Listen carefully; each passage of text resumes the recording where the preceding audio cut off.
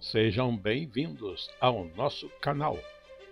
Nós queremos pedir a todos vocês, se possível, se inscrevam no nosso canal e nos ajude a crescer. Também não esqueça de deixar ao final o seu like, se gostou ou não gostou do nosso estudo.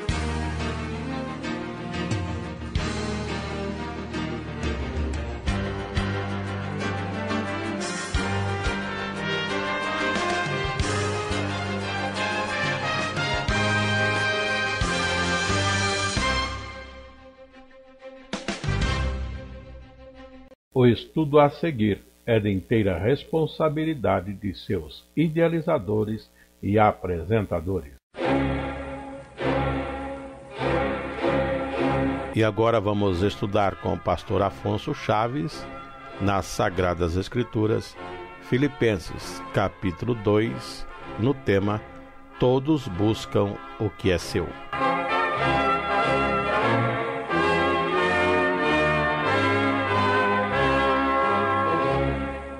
Vamos estar hoje estudando em Filipenses capítulo 2, estudar a respeito de um fato que envolve o testemunho de Paulo a respeito de Timóteo, quando nos versos 19 e alguns versos em seguida dizem assim, Filipenses capítulo 2, verso 19 a seguir. Diz Paulo: E espero no Senhor Jesus que em breve vos mandarei Timóteo, para que também eu esteja de bom ânimo, sabendo dos vossos negócios, porque a ninguém tenho de igual sentimento, que sinceramente cuide do vosso estado. Porque todos buscam o que é seu, e não o que é de Cristo Jesus. Mas bem sabeis qual a sua experiência e que serviu comigo no Evangelho como filho ao Pai. De sorte que espero enviar-vo-lo logo que tenha provido a meus negócios. Paremos um pouco. Nós estamos aqui numa época daquelas viagens missionárias do apóstolo Paulo, naturalmente depois da terceira ou quarta viagem missionária, em que Paulo escreve aos Filipenses esta carta. Mas nesta carta ele diz que precisava notícias, saber como estava caminhando a igreja na cidade de Filipos. E Paulo, escolhendo alguém que pudesse mandar para Filipos, para saber do estado da igreja, ele faz esse comentário, que estaria mandando Timóteo. Paulo tinha muitos companheiros com ele, muitos companheiros. Mas ele diz aqui que queria mandar Timóteo. Por quê? Porque este. E ele dá a razão no verso 20, ao dizer, porque a ninguém tenho de igual sentimento que sinceramente cuide do vosso estado, porque todos buscam o que é seu, e não o que é de Cristo Jesus. Aí está. Por que Paulo mandaria Timóteo? Porque via em Timóteo alguém que fazia a obra de Deus sem interesse particular. Via em Timóteo alguém que sinceramente preocupava-se com o estado da igreja. Ao contrário, como Paulo deixa a entender, que muitos, aqui ele nem diz a palavra muitos, ele diz todos, buscam o que é seu e não o que é de Cristo Jesus. É uma situação, irmãos, que precisamos estar para isso atentos, vigiando, porque podemos estar na casa do Senhor ter responsabilidades na casa do Senhor, ser pessoa honrada na casa do Senhor, mas precisamos ter todos este sentimento que Paulo disse encontrar em Timóteo. Não procurar o que é do seu próprio interesse, mas buscar sinceramente aquilo que é do interesse, da necessidade, o bem da igreja. Bonito isso, Paulo poder dizer isso de Timóteo. Muito bonito. Por outro lado, lamentável. Será que Paulo disse isso tão acertadamente para dizer: todos buscam o que é seu? Porque ele tinha outros companheiros, como já disse. Que companheiros ele tinha? Aqui mesmo, nesta carta aos Filipenses, no verso 25, diz assim: julguei contudo necessário mandar-vos Epafrodito, meu irmão e cooperador e companheiro nos combates, e vosso enviado para prover as minhas necessidades. Se Timóteo era exemplo num ponto, mas ele aqui está mandando Epafrodito, de quem ele dá o testemunho que é cooperador, companheiro. Temos também notícia de que andava com Paulo Lucas, aquele que escreveu o Evangelho chamado Evangelho segundo Lucas, o apóstolo Lucas, o evangelista Lucas. Escreveu também Atos dos Apóstolos. E temos também mais à frente uma palavra de Timóteo em uma outra carta, lamentando algumas pessoas que o tinham abandonado.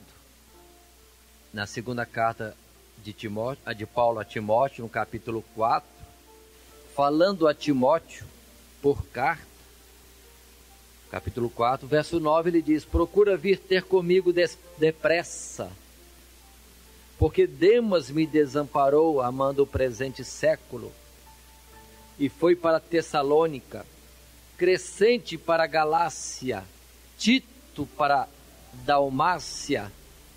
Não dá detalhes. Com que objetivo esses cooperadores de Paulo, cada um estava num lugar, mas de Demas foi claro. Demas desamparou a Paulo, amando o presente século, e foi para Tessalônica. Mas no verso 11 ele continua dizendo: só Lucas está comigo. Toma Marcos e traze-o contigo, porque me é muito útil para o ministério. Verso 12: também enviei a Tíquico a Éfeso. E mais embaixo, verso 19, ele diz: saúda a Prisca e Áquila e a casa de Onesíforo. Erasto ficou em Corinto e deixei Trófimo doente em Mileto. Procura vir antes do inverno. Paremos aqui. Voltando a Filipenses, parece-nos que Paulo foi grave ao dizer que todos buscam o que é seu e não o que é de Cristo Jesus. Mas ele não devia estar falando isso todos, referindo a todos os seus cooperadores, porque estamos citando cooperadores, alguns de fato que o abandonaram, mas alguns que estavam empenhados na obra, só que espalhados cada um para algum lugar. E ele mesmo, Paulo, ele chega a citar, ele enviou. Mas, irmãos, entretanto, aqui temos um exemplo que precisamos estar considerando. Porque a ninguém tenho de igual sentimento, verso 20 de Filipenses 2, que sinceramente cuide do vosso estado, porque todos buscam o que é seu, e não o que é de Cristo Jesus.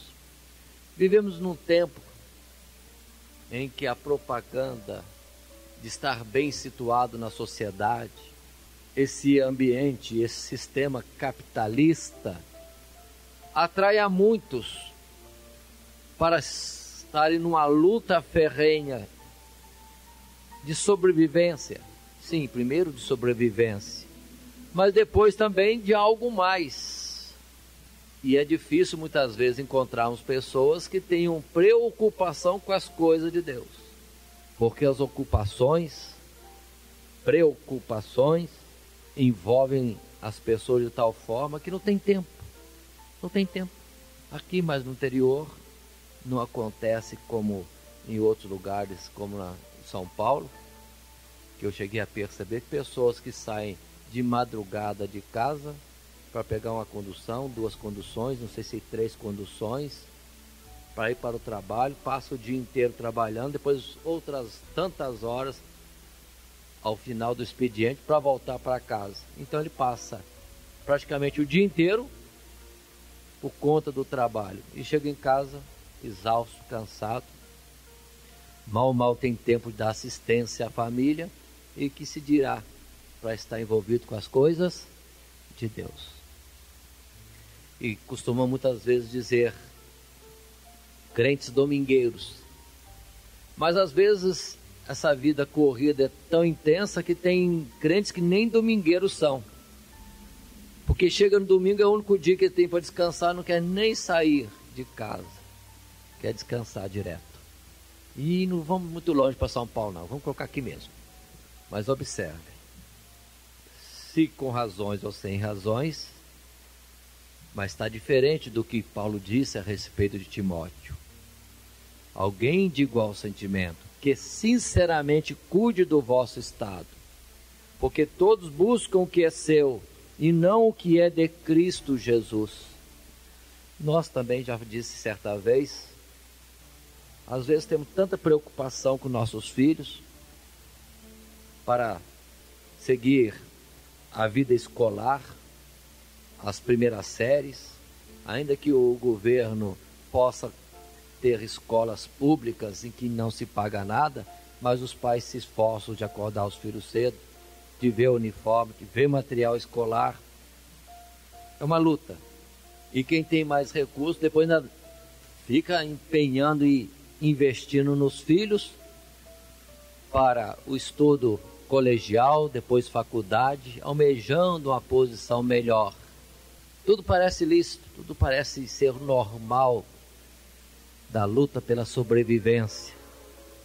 Mas quem é que se preocupa tanto e investe tanto, ou pelo menos perto disto, em esforço e em bens financeiros, para que seus filhos cresçam nas coisas de Deus?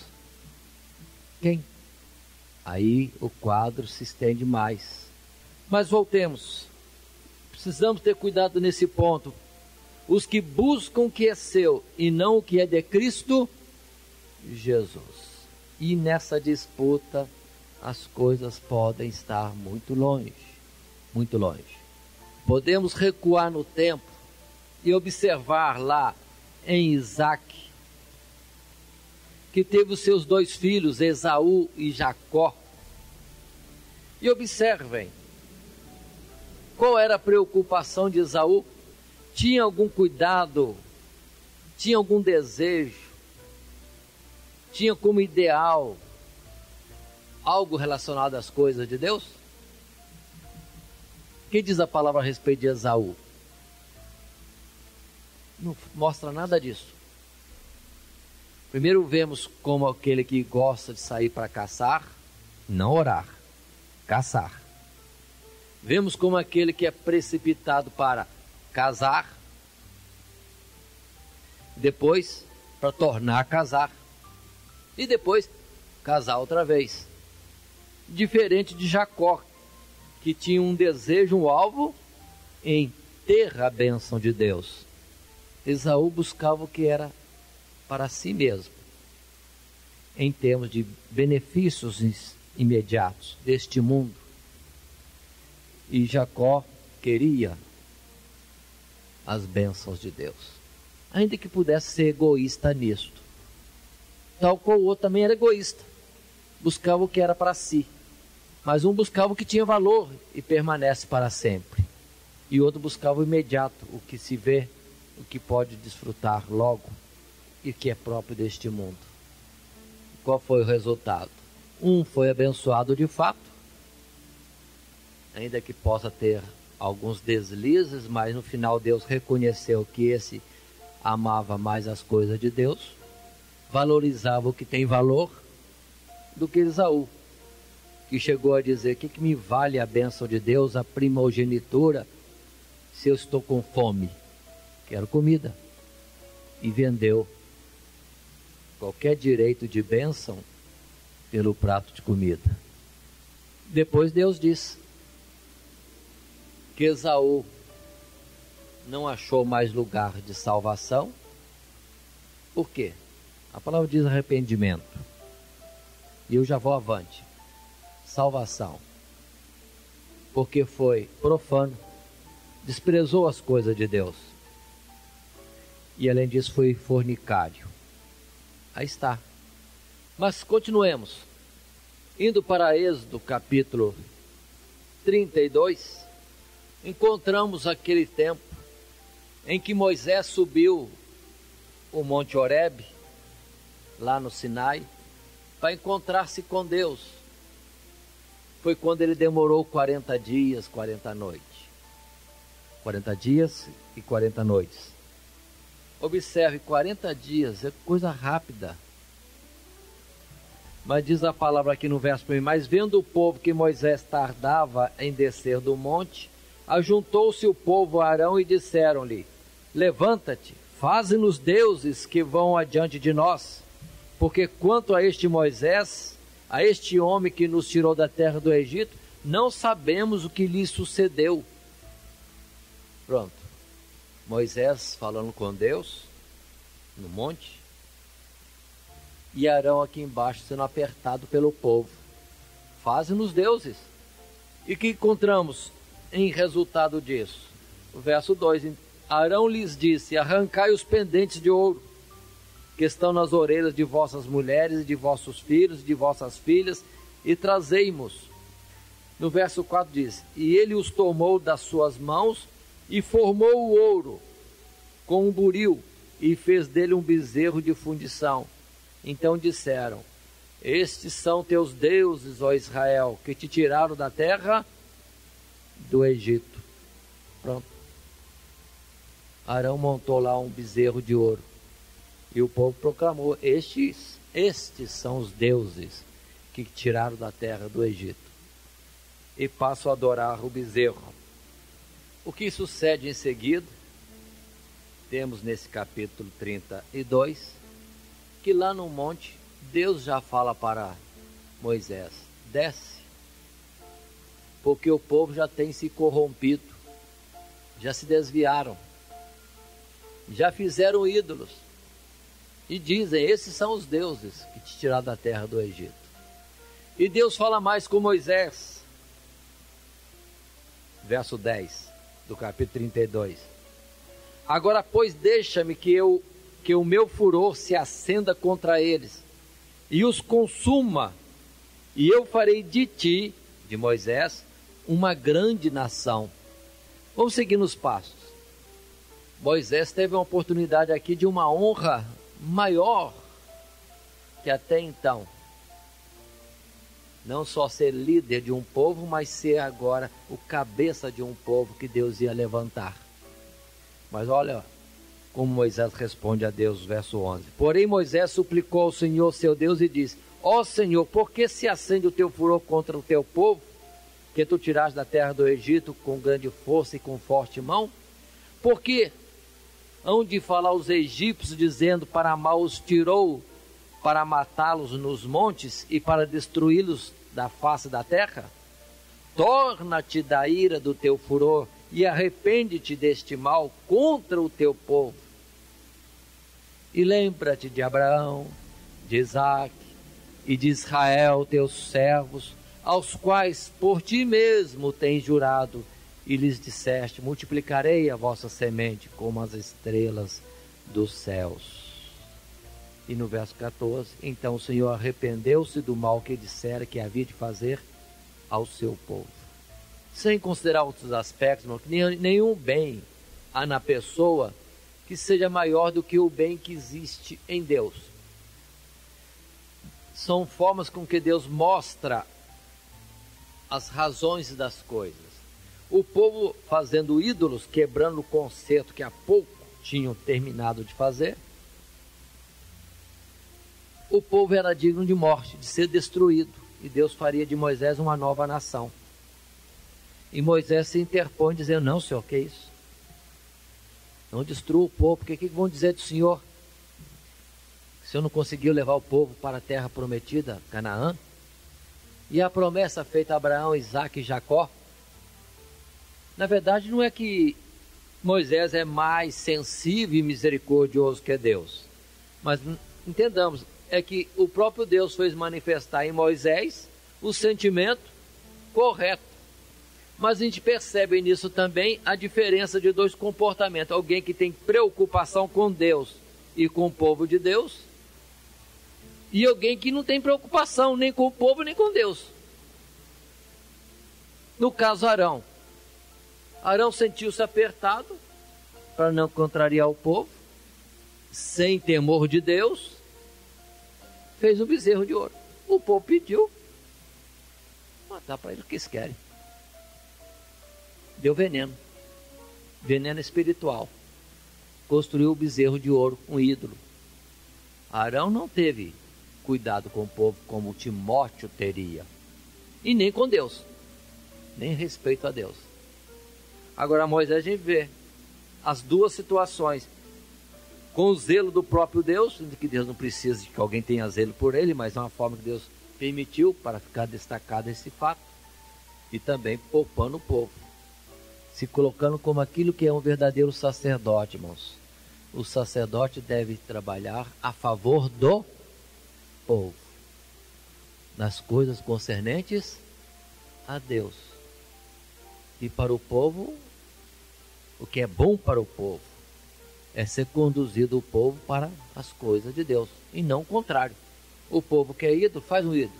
O povo quer andar à vontade, deixa andar à vontade. O povo quer fazer qualquer coisa, deixa fazer qualquer coisa. O povo quer andar de qualquer jeito, deixa andar de qualquer jeito. Não. Isso não é trabalhar e ter zelo pelo povo, é o contrário. É deixar o povo ir pelo caminho como ovelhas que estão indo para a matança. Aí mesmo no capítulo 32, Moisés desce do monte, quebra as tábuas do concerto, as tábuas de pedra. Também destrói o bezerro de ouro. E no verso 21, Moisés disse a Arão, verso 21, que te tem feito este povo, que sobre ele trouxeste tamanho pecado? Observe que Moisés cobra de Arão, porque diz bem claro assim: que te tem feito este povo, que sobre ele trouxeste tamanho pecado? Em vez de Arão conduzir o povo ao correto, não, concordou com o povo de fazer o que eles queriam. Mas observe a resposta também de Arão. Então disse Arão: não se acenda a ira do meu senhor. Tu sabes que este povo é inclinado ao mal, e eles me disseram: faze-nos deuses que vão adiante de nós, porque não sabemos o que sucedeu a este Moisés, a este homem que nos tirou da terra do Egito. O povo é assim mesmo, deixa para lá. Essas ovelhas não têm discernimento das coisas, deixa elas andar de qualquer jeito, ainda que vão para o abismo, ainda que vão se perder na floresta, ainda que o lobo ataque. Isso não é amar o povo, isso não é ter zelo do povo, de forma nenhuma. Vamos continuar. Se abrimos também, ainda no deserto, a passagem cuja narrativa encontramos em Números, capítulo 25, 23, 24, 25. Não vou estar lendo, só citei os capítulos. Encontramos também Balaão, que era profeta do Deus Altíssimo. Balaque o contrata. Observe, irmãos, salário. Balaque o contrata para um serviço particular. E Balaão pergunta a Deus a primeira vez, e Deus, não vá com eles. Chega uma segunda vez e Balaão vai ao Senhor outra vez. Senhor, voltaram, pedindo para mim ir lá, amaldiçoar o povo de Israel. Devo ir?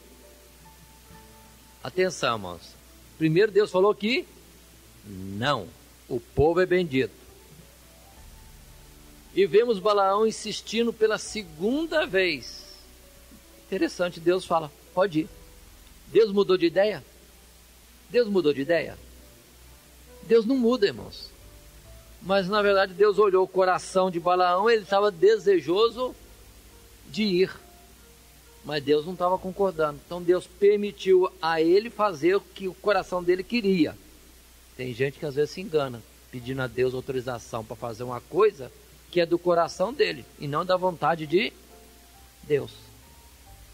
Deus deixa. Enquanto a pergunta correta deveria ser: o que eu devo fazer? Qual é a tua vontade? E assim acontece em namoro. Tem gente que insiste no namoro, quer de qualquer jeito casar com fulano ou com fulana, e fica pedindo para Deus: abençoa, Senhor, abençoa o casamento, abençoa, abençoa. E às vezes por uma ou outra vez, ou sei quantas vezes, Deus diz não, não é próprio, desvia do livramento, a pessoa insiste. Aí Deus, então vai. Não é que Deus concordou e vai abençoar, é que Deus não quer brigar com a pessoa. Como está escrito em Gênesis: contenderá meu espírito para sempre com o homem? É onde muitos se enganam, achando que tem permissão de Deus, quando na verdade é Deus que não quer contrariar, porque a pessoa já determinou no seu coração algo diferente. E Balaão, sabendo que era o povo de Deus, que o povo era abençoado, e foi lá para amaldiçoar, para ver se ganhava o salário que era alto de Balaque. Pergunto: está igual a Timóteo? De forma nenhuma. Está buscando o que é de interesse próprio, ainda que isso custe o mal para o povo de Deus. Não interessa. Se eu estiver bem, estou bem. E o povo de Deus vai ter prejuízo? Vai. Mas eu estando bem, está tudo bem. É, Balaão. Mas diz a palavra que depois ele teve o galardão. Continuando indo para Juízes, coisas tremendas, irmãos, nós encontramos na palavra de Deus, que mostra que o coração do homem às vezes é tão mau, mas tão mau, quando procura os seus próprios interesses e nem percebe que é tão mau. Nós encontramos este assunto na vida de Abimeleque, no capítulo 9 de Juízes. Abimeleque é filho de Gideão. Gideão, aquele que entrou na batalha contra os inimigos do povo de Deus, e com poucos teve a vitória numa guerra tão tremenda. Batalha contra os midianitas. E esse Gideão teve 70 filhos. Olha, irmãos, 70 filhos. Quando Gideão estava reconhecido como um instrumento de Deus, juiz no meio do povo de Deus, quiseram dar para ele o reino. Reine sobre nós.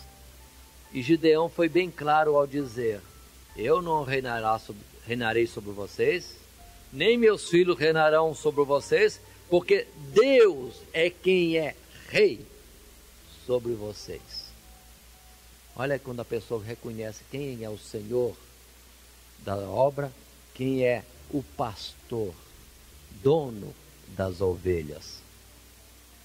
Mas morrendo Gideão, um dos filhos dele, Abimeleque, capítulo 9, no tempo, coisa censurável, pretendeu o trono, mais do que pretender, matar todos os seus irmãos, 70, para que não tivesse outro candidato ao trono e ele assumia o trono do povo de Deus. Pretendeu, né? Teve quem o seguisse. Coisa terrível. mas não foi rei do povo de Deus. Ele se dizia rei, queria ser rei. Foi chefe de um bando de homicidas, isso sim. E por causa de Abimeleque vem grandes lutas, guerras, muita gente morre. Mas pergunto, qual era o intento de Abimeleque? Era algo relacionado para a glória de Deus, o que é justo e direito de Deus? Foi para o bem do povo de Deus? Ou foi para o bem dos seus familiares, descendência de seu pai? Nada. A qualquer custo, a qualquer preço, da família, do povo e de mesmo do próprio Deus. Ele queria reinar. É procurar aquilo que é do seu próprio interesse. Não há limite, irmãos. Quando a ambição, o orgulho, o desejo de alguma vantagem, fama, riqueza, entra no coração da pessoa. E aí é que surge aquela expressão que está escrita: farão de vós negócio. Se no passado foi assim, é diferente hoje, que alguém use da igreja, queira usar da igreja para o bem próprio? Nada de novo. Já é coisa velha no meio do povo de Deus. Já é coisa velha. Farão de vós negócio.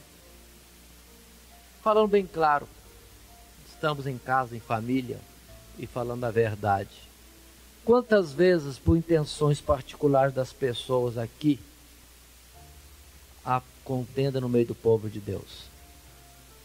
Um dos pontos críticos é quando vem a época de eleição e que no meio do povo do Senhor levantam-se candidatos. Candidatos a isso, candidatos àquilo. Candidatos a vereador, candidatos para ocupar posição no conselho tutelar, outras coisas mais. Quantos que ficam confiando que os seus irmãos de fé vão votar nele para que ele seja eleito? Mas às vezes na igreja surge 1, 2, 3, 4, 5, 6. Em quem que a igreja vai votar? Daqui a pouco os 6 estão brigando entre si, querendo o voto daquele irmão, daquela irmã, daquele outro irmão, procurando atrair alguns, afastando do outro ou de outros, e cria dentro da igreja grupos contrários, dos a favor do candidato tal ou do outro candidato. Ah, meu Deus, aí a palavra não é cumprida. Buscando o que é de seu próprio interesse, prejudica o povo de Deus. E daí vem lutas, contendas, inimizades, amarguras, dissensões. Que coisa horrível. Que coisa horrível. Não se cumpre aquela palavra que diz: preferi-vos uns aos outros em honra. Não, cada um quer a honra para si e não para o outro. Enquanto que a palavra de Deus dá: não, deixa o outro primeiro. Que nem Abraão fez com Ló. Escolhe você a terra para onde você quiser ir. Se você escolher a direita, eu vou à esquerda. Se você escolher a frente, eu vou para trás. Escolha. Preferi-vos uns aos outros em honra. E aí pronto. Como é que Deus vê isso? Quando até hoje acontece isso. Irmãos criando separação entre irmãos por causa de uma disputa de interesse particular. Aí cumpre a palavra de Provérbios: se há 7 coisas que aborrece a Deus, a 7ª ele abomina. E é justamente a separação entre irmãos, aquele que causa separação entre irmãos. Isso ainda existe, irmãos. Vamos vigiar nós mesmos. Não colocarmos o nosso irmão, a obra de Deus, o próprio Deus, a verdade, a justiça de lado, por causa do interesse particular. Aí está em Juízes, capítulo 9, Abimeleque.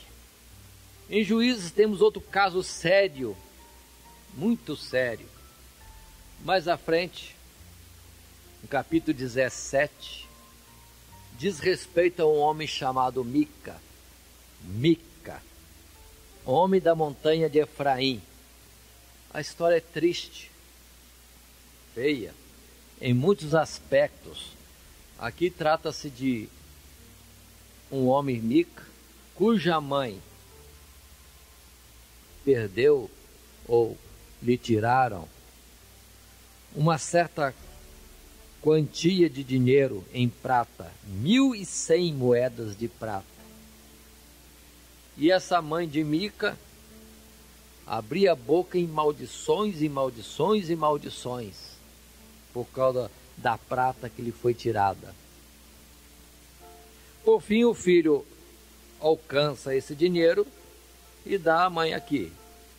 Aqui está.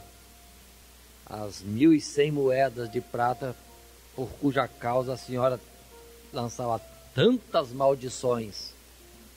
E a mulher diz no verso 2 final: bendito seja meu filho do Senhor Deus.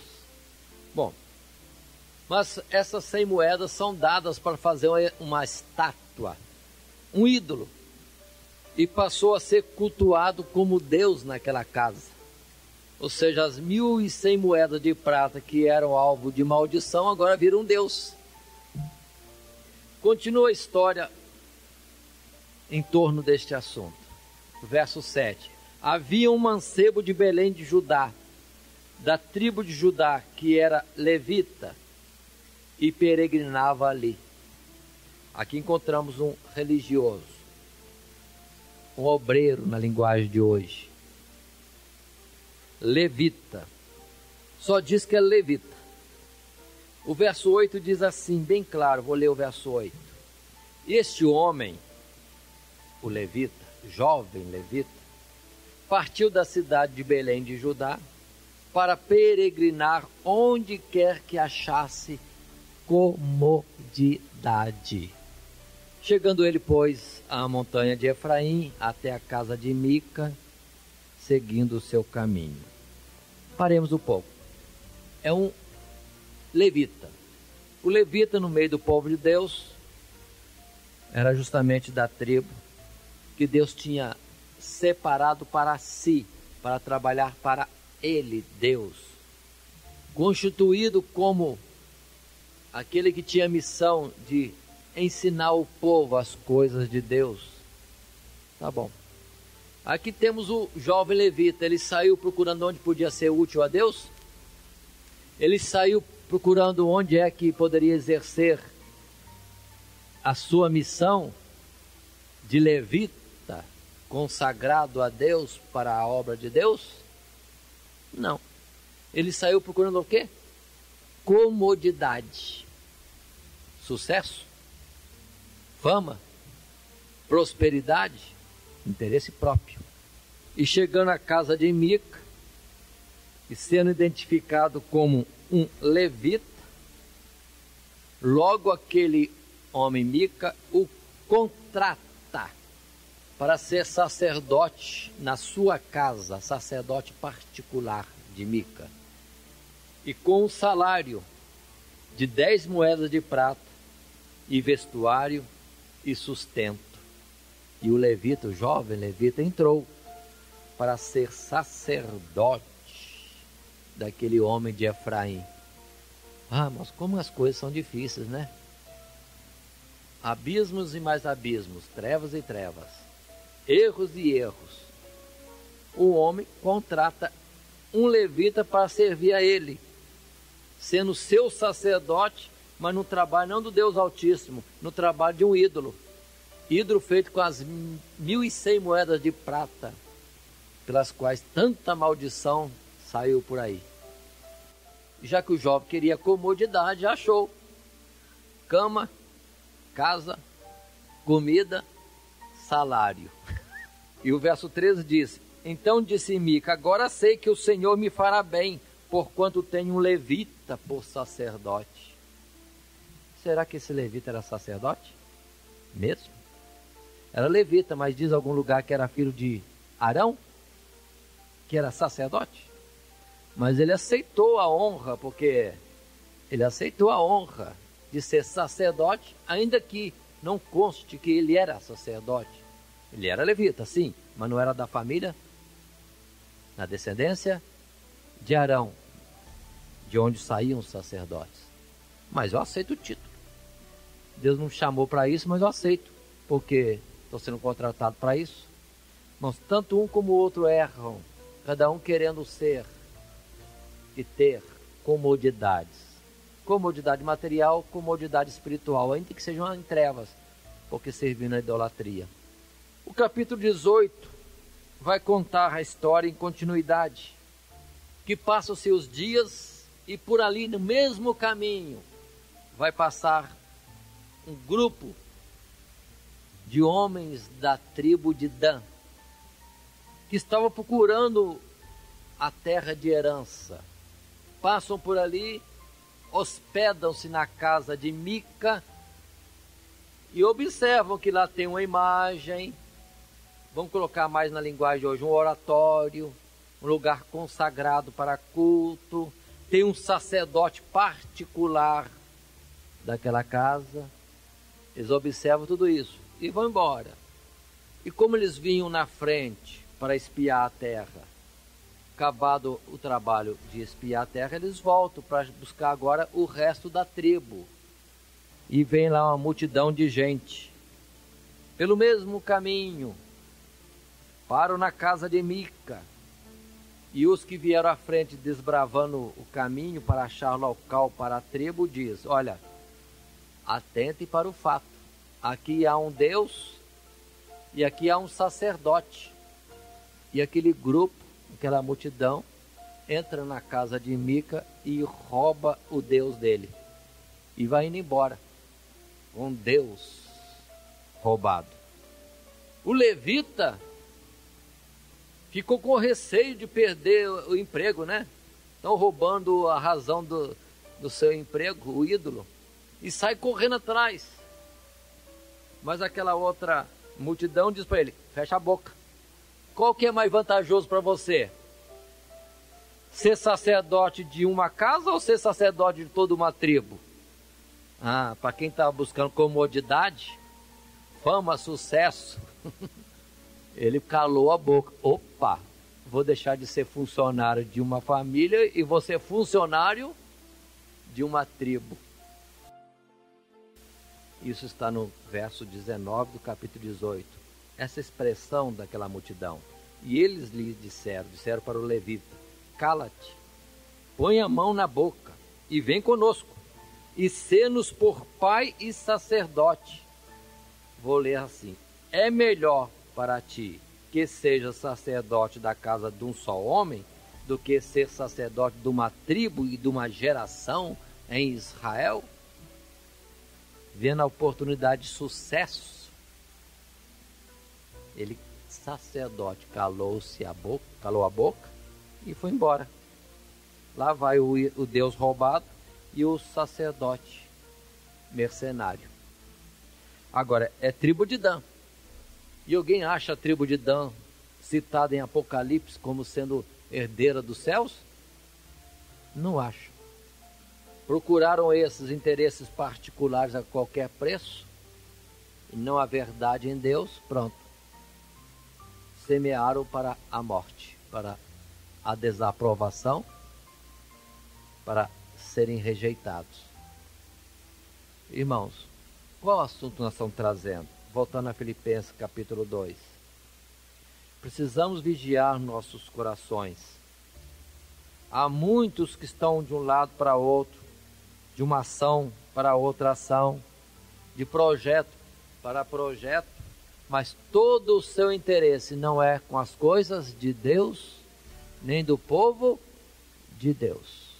Às vezes mesmo, no meio do povo de Deus, envolvido com as coisas de Deus, estão procurando aquilo que é seu. Seu. E não o que é de Cristo Jesus.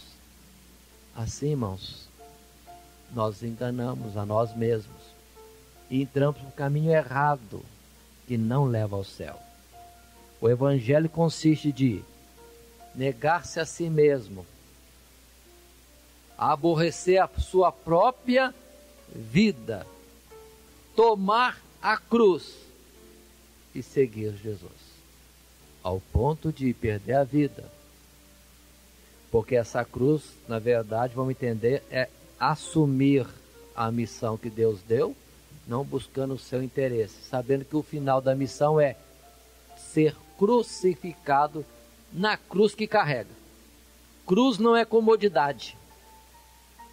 Cruz não é sucesso. Cruz não é fama. Cruz é vergonha. Cruz muitas vezes é chamada de maldição. O apóstolo Paulo chegou a dizer: tenho para mim que Deus colocou os apóstolos para serem a escória do mundo.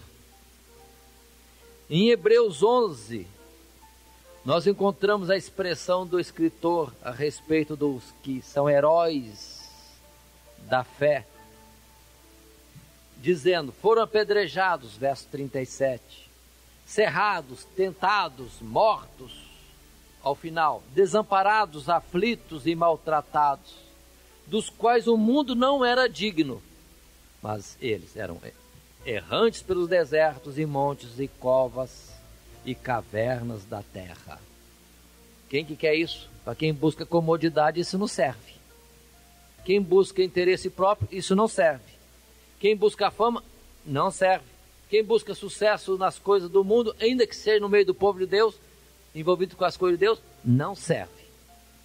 Porque toda honra, toda glória deve ser dada a Cristo Jesus.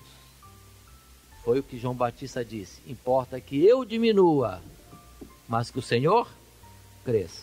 E tem muita gente que quer que Jesus diminua, que a igreja suma, desapareça, mas que eu tenha o sucesso.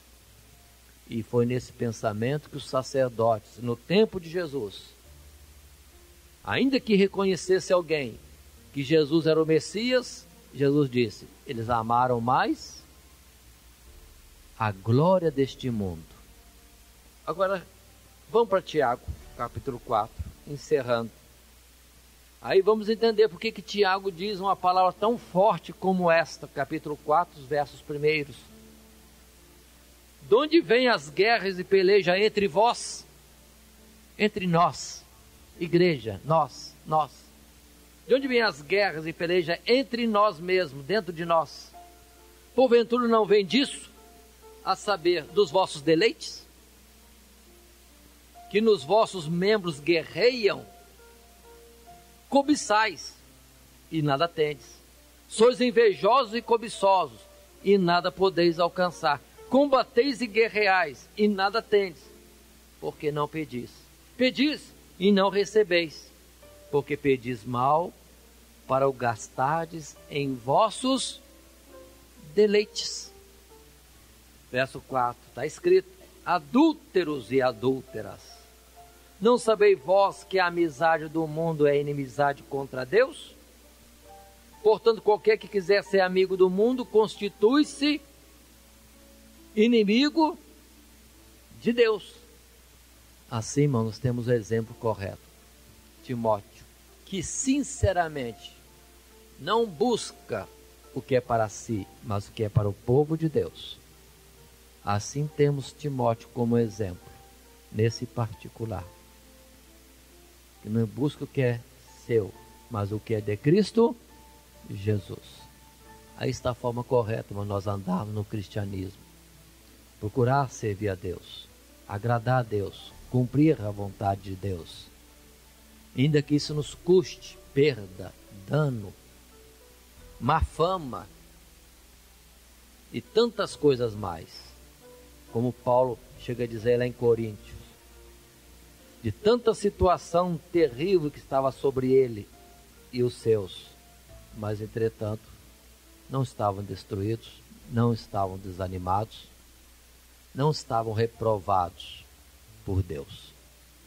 Se Paulo disse que Timóteo tinha o mesmo sentimento dele, Paulo, que largou tudo para cumprir a missão que Deus lhe tinha dado, conforme o próprio Senhor disse a Ananias, Este é um vaso escolhido para levar o evangelho diante de reis, e levou o evangelho por muitos povos. Mas observe, nem casar ele casou. Não teve coisa alguma por preciosa, desde que cumprisse a missão dada por Deus. E dizia que se sentia devedor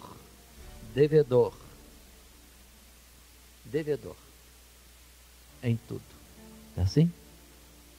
Devedor em tudo. Que Deus nos abençoe, nos ensine a vigiar nosso coração para termos sucesso no dia do juízo. Vinde benditos, meu Pai, e possui por herança o reino que vos está preparado desde a fundação do mundo. Amém. Todo dia, toda hora, muito mais prazer em ouvir. Radionet Grata Nova. Web Rádio, a qualidade que faz a diferença, cada vez mais necessária. Rede Grata Nova de Evangelização. Acesse nosso site www.horadadecisão.com.br. Hora da Decisão, tudo junto, sem acento.